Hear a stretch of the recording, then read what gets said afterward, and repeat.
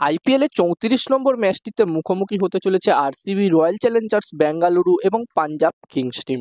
যেখানে এই ম্যাচটি হতে চলেছে আরসিবির হোম গ্রাউন্ড চিন্নাস্বামী স্টেডিয়ামে। আর সবার প্রথমে চিন্নাস্বামী স্টেডিয়ামের পিচের ব্যাপারে যদি কথা বলি, তো যেখানে তোমরা মোটামুটি জানো যে এখানকার পিচ কিরকম থাকে। এই চিন্নাস্বামী স্টেডিয়ামের পিচ একদমই প্রপার ব্যাটিং পিচ থাকে এবং এই সিজনেও যেই দুটো ম্যাচ হয়েছে সেই দুটো ম্যাচে আমরা দেখেছি এখানকার পিচ একদমই ব্যাটিং ফ্রেন্ডলি পিচই রাখা হয়েছে।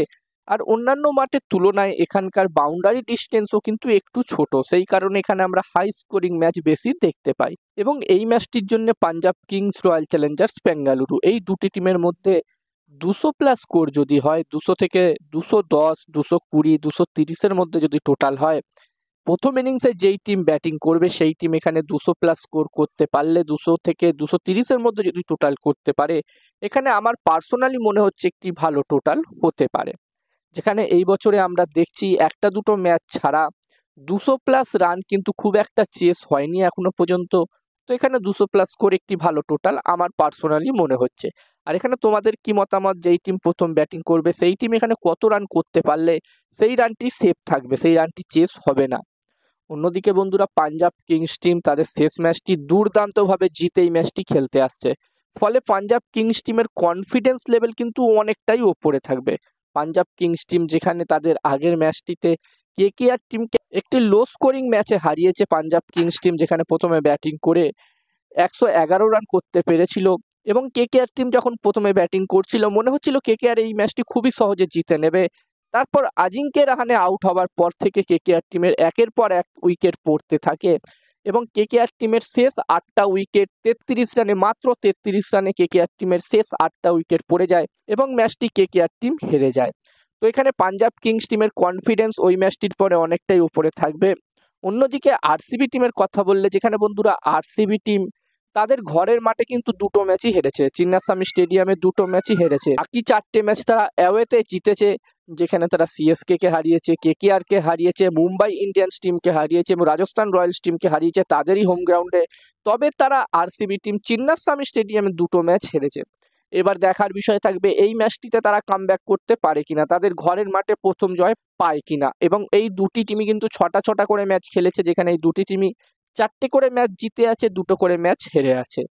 তো এখান থেকে এই দুটি টিমই চাইবে প্লে অফসের জন্য কোয়ালিফাই করতে। আর এখানে তোমাদের কি মনে হচ্ছে, এই দুটি টিমের মধ্যে কোন টিমটি এই বছর প্লে অফসে কোয়ালিফাই করতে পারে? পাঞ্জাব কিংস নাকি আরসিবি, রয়্যাল চ্যালেঞ্জার্স বেঙ্গালুরু? তোমরা চাইলে কমেন্টে জানাতে পারো।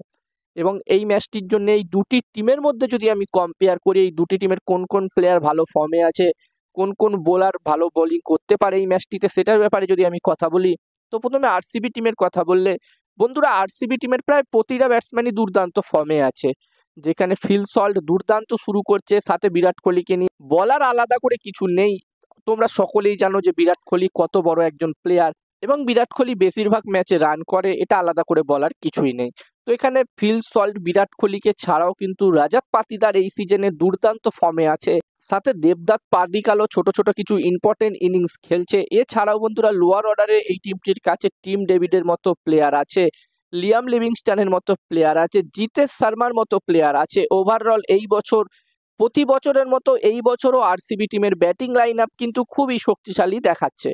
অন্যদিকে পাঞ্জাব কিংস টিমের কথা বললে বন্ধুরা, এই টিমটিরও ব্যাটিং এই বছর মোটামুটি ভালোই শক্তিশালী দেখাচ্ছে। তবে বন্ধুরা, দুটো ম্যাচে আমরা দেখেছিলাম পাঞ্জাব কিংস টিমের ব্যাটিং একদম কোল্যাপস করে গেছিল, কেকেআর এর বিরুদ্ধে ম্যাচটিতে দেখেছিলাম এবং আরও একটি ম্যাচ রাজস্থান রয়্যালস টিমের বিরুদ্ধে ম্যাচটিতেও আমরা দেখেছিলাম।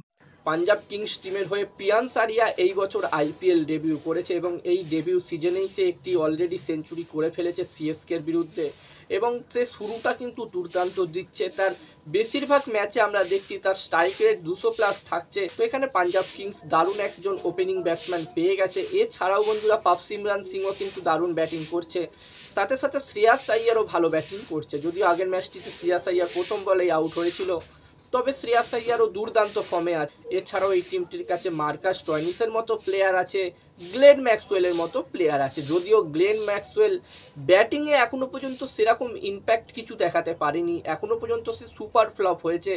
তবে বল হাতে সে ভালো বোলিং করছে এবং ইম্পর্টেন্ট সময় সে উইকেট নিচ্ছে, যেটা কেকেআরের বিরুদ্ধেও আমরা দেখেছিলাম।